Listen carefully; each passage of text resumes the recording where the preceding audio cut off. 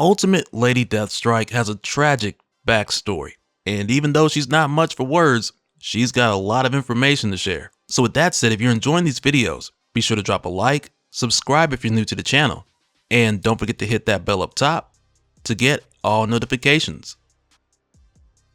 Alright, so coming back, this continues Magic's origin story from issue 13, with her saying, "I ran days, months, years.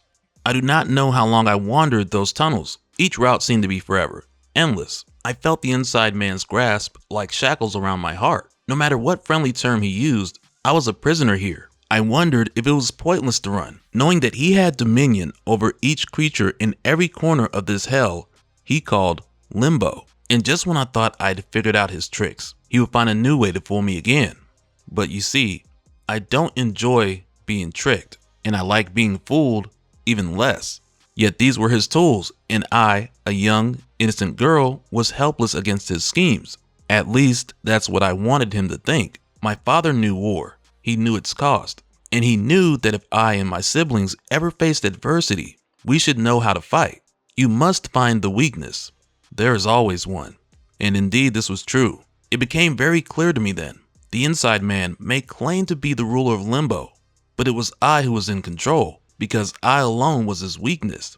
And with seeing this replayed through Magic's story, after seeing her retreat to Limbo back in issue 12 when the Phoenix melted her brother, I imagine she's either there right now or making multiple trips there to visit these moments from her past so she can regather and plot her revenge. Because it feels like this whole thing of revisiting her story somehow ties into the missing people that she's taken, because looking back at her story, it just confirms how she's become a version of Belasco in her own way. But even with that being said, there's no guarantee that she's been in Limbo this whole time, and we still have yet to see what exactly she's been up to. Because when we go back to Phoenix, Wolverine, and Sentinel-1, their main focus right now is tracking down the last surviving Rasputin leader, because now it's only Illyana. And even though they keep running into dead ends, they've gotten word of a spot that she might be hiding out at. And Logan's not sure about some of these leads because he's been given bad intel before. But right now when Phoenix comes down from taking a look over the trees, Logan's like, just ahead there's a... And she finishes his sentence saying town, which has him thinking that she's reading his mind for a moment. And after all this time that she's been free from Directorate X, she's made quite the recovery, so she's ready for the hunt too. Because after everything the Eurasian Republic leaders have put them through, they want to make sure that that doesn't happen to anyone else. And Magic's the last missing piece to sealing that deal. So hopefully stopping Magic and finding all those missing people will put an end to things. And now when Sentinel-1 David Haller gets back from doing his scans,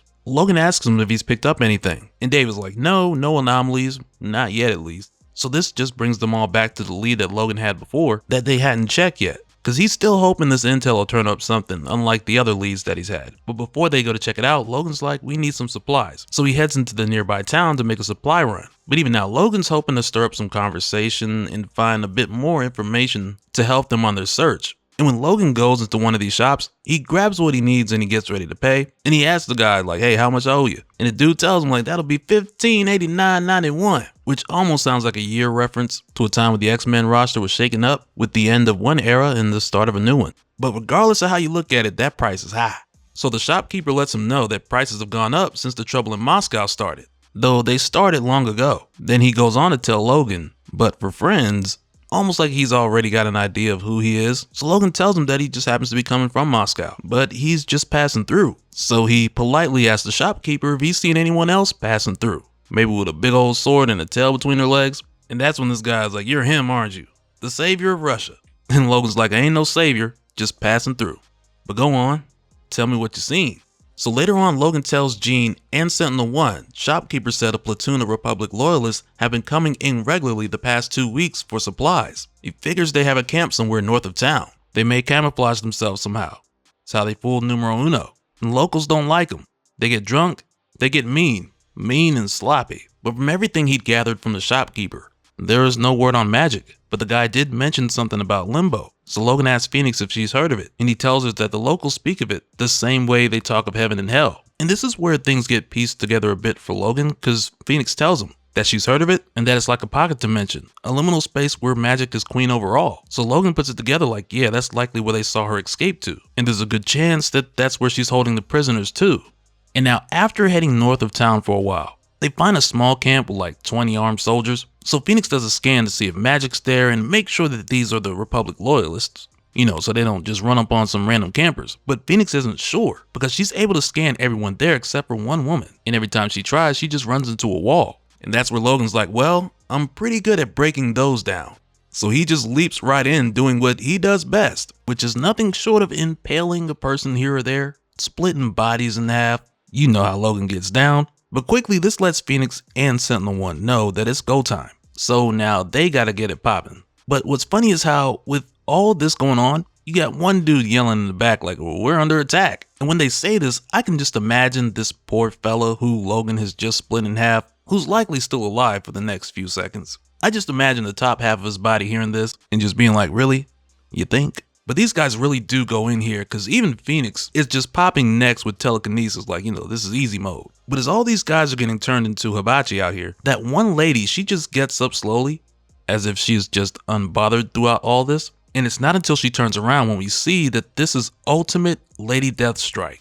And as soon as Logan sees her, he's like, hey lady, whose nightmare did you crawl out from? And her story's pretty crazy. Even with her not saying a word, because we peel back the layers as this continues, and it's wild. But even if she wasn't one of these Republic loyalists, you can just tell by her whole getup that she was in the Directorate X program. And Logan picks that up because they basically got the same stylist. But as soon as she sees him, it's on. And she's crazy aggressive.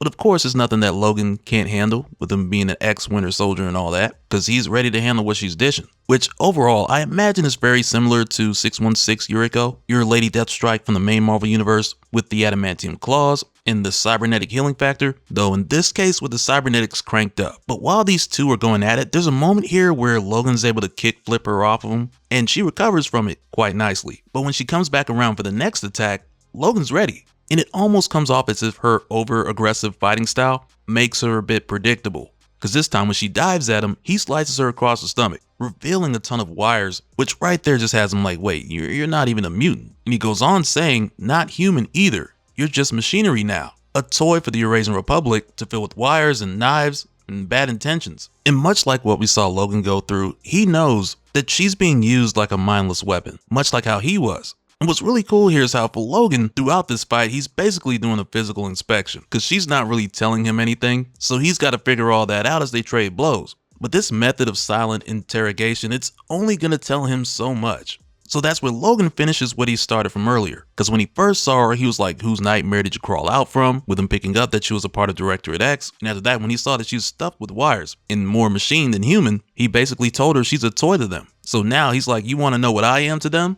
Nothing. But a bad freaking dream, just before he hits her with the sidekick and pins her down. Because again, more than anything else, they need information. And if anyone here is going to know anything about the person they're really after, who's Magic, then it's going to be Lady Deathstrike. So this is where Jean comes over. She's like, is that the woman? And Logan's like, yeah, this one's more machine than human. And I got an inkling that maybe she's got some information in that skull of hers. Think you can break in? And even though Jean couldn't do it before, she gives it another shot here. And Logan's like, you better hurry up, she's feisty. But this time around when Jean tries to peep into her mind, it works. And even though all we're shown here is a ton of images that imply in a number of ways that Magic had just taken Yuriko at a young age, I imagine this version of Yuriko is also the daughter of Kenji Oyama, Lord Darkwind, who in the main Marvel Universe created the process of bonding adamantium to bone. So it would make sense for the Eurasian leaders to have stolen that process from him, in addition to Magic taking young Yuriko and throwing her into Directorate X. And now when Jean looks into Yuriko's mind, she's completely overwhelmed by how much she sees.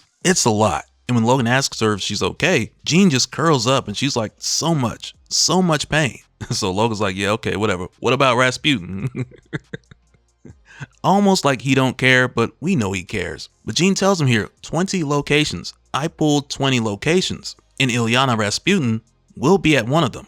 I'm sure of it. So yeah, I can just imagine either on the way to the next spot or at some point down the line, either Jean will be able to elaborate more on Yuriko's past, which come to think of it, it'd be crazy if this Yuriko had a good relationship with her father. Because 616 Lord Darkwind was a terrible father. And I think we talked more about that in the Bullseye getting adamantium video, and I have that linked down in the description. But either way, hopefully down the line, either Jean elaborates more on Yuriko's past, or Sentinel-1 will get some time with her and find a way to free her mind, or what's left of it, like he did for Logan. Because even if Holler doesn't have the right equipment anymore, between Yuriko's cybernetics and his Sentinel body, there's got to be a compatible data cable somewhere. But either way, if you enjoyed the video, be sure to drop a like and let me know your thoughts in the comments. Because to me, it's kind of crazy how magic ended up putting people through a similar torment to what she experienced when she was young.